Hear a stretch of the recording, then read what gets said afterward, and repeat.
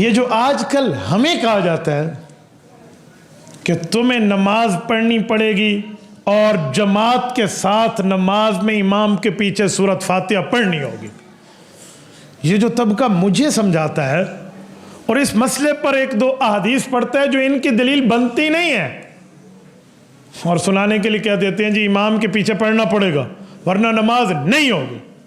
بھائی سوال یہ ہے، اگر امام کے پیچھے مقتدی قرآن پڑھے گا ورنہ نماز نہیں ہوگی تو بیٹا ذرا سینے پہ ہاتھ رکھ، دل کی دھڑکن کو چیک کر کے مجھے جواب دے، معراج کی رات جو حضور پاک نے انبیاء کو نماز پڑھائی، نبیوں کی نماز ہوئی یا نہ ہوئی؟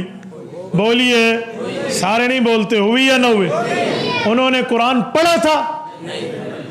کیسے قرآن پڑھا؟ وہ تو تورات والے تھے، زبور والے تھے، انجیل والے تھے، صحائف والے تھے، ان پر تو قرآن اترا ہی نہیں تھا۔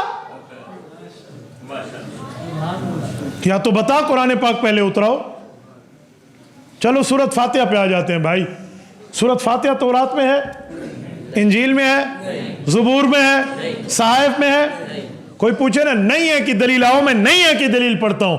اللہ کا قرآن کہتا ہے وَلَقَدْ آتَيْنَاكَ سَبْعًا مِّنَ الْمَثَانِي وَالْقُرْآنِ الْعَظِيمِ، اے میرے پاک محمد مصطفیٰ صلی اللہ علیہ وسلم، میں نے سورۃ فاتحہ صرف تمہیں دی ہے۔ یہ قرآن کریم کی آیت ہے، تو سورۃ فاتحہ صرف حضور کو ملی، پڑھی بھی حضور نے، امام بن کے پڑھی۔ موسیٰ علیہ السلام مقتدی ہیں، فاتحہ نہیں پڑھی۔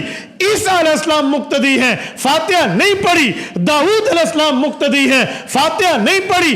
باقی انبیاء مقتدی ہیں، صحائف والے ہیں، صحف ابراہیم و موسیٰ، ان میں سورۃ فاتحہ نہیں آئی، انہوں نے نہیں پڑھی۔ جب انبیاء کی بغیر فاتحہ پڑھی حضور پاک کی اقتداء میں نماز ہو گئی تو ہماری بھی ہو گئی۔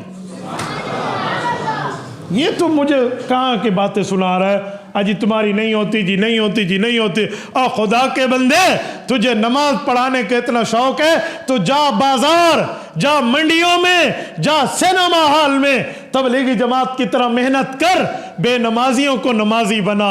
اوہ تو نمازیوں کو کاٹ رہا ہے، نہیں سمجھے؟ میں نے تو ایسے کسی بندے کو نہیں دیکھا جو کسی بے نمازی کو کہے بھائی نماز شروع کر دے۔ یہ ہمیشہ نمازی کو کہیں گے تیڈی نہیں تھیندی، چل گئے جان چھٹی۔ یہ رہا شودہ پڑھن آیا کھڑوتا ہے، وضو کر کے سردی دے وچ امام دے پچھو کام کے شودہ کھڑوتا ہے پڑھدا، تیڈی نہیں تھیندی، ہاں تیڈی نہیں تھی، تیڈی تھیندی ہے۔ میں دنیا میں حیران ہوں، بھئی تمہیں اتنا ہی شوق ہے تو بھائی چاہو سینما ہال پہ ٹھہر جاؤ، جو لوگ پکچر دیکھ کر نکلیں انہیں کہو بھائی نماز شروع کر دیں۔ منڈیوں میں جا کے اذان کے وقت دعوت دے، تبلیغی جماعت کی طرح چپے چپے پر چل، اپنی جان، اپنا مال، اپنا وقت لے کر نکل۔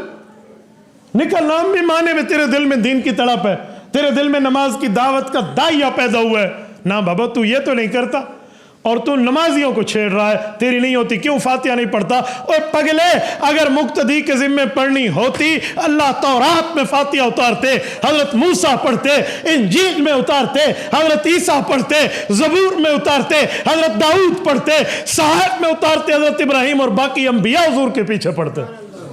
اللہ نے تو نہیں اتاری، وہاں نہیں اتاری، انبیاء کی نماز ہو گئی۔ تو میرے بھائی ایک جملہ کہتا ہوں، کل قیامت میں انبیاء کرام حضور پاک کے پیچھے پڑھنے والی نماز کا اجر لیں گے، بطور نبی لیں گے، ہم وہاں سے لیں گے بطور امتی لیں گے، ہمیں بھی وہاں سے مل جائے گا، یہ ذہن میں رکھنا۔ اور سنو، اس دھرتی پر اس سے افضل نماز آج تک نہیں پڑھی گئی، یہ معراج والی نماز۔ آپ اور ہم نماز پڑھتے ہیں، امام بھی امتی، مقتدی بھی امتی۔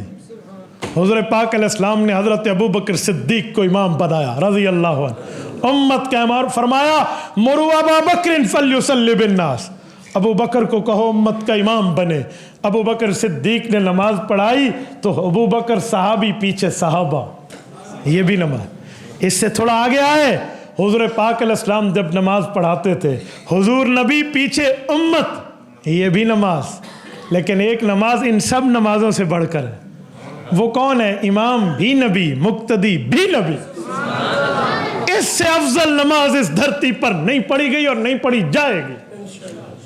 اتنی افضل نماز ہے اور اس سے احناف حنفیوں کی پوری نماز ثابت ہو رہی ہے، پھر بھی دل میں کھٹ کھٹ ہے لوگوں کو، پھر بھی ہمیں کہیں گے جی تواڈے کول تو دلیل کوئی نہیں، ایندے کول وڈی دلیل تے ابا جی بڑھا کے آسی ہو خدا دا بندہ، کہاں سے دلیل لائیں گے اس سے بڑی؟ اتنی بڑی دلیل، اتنی ہیوی ویٹ کی وزنی دلیل ہے جو اس سے بڑی نماز اس دھرتی پر اللہ کے آسمان نے آج تک نہیں دیکھی۔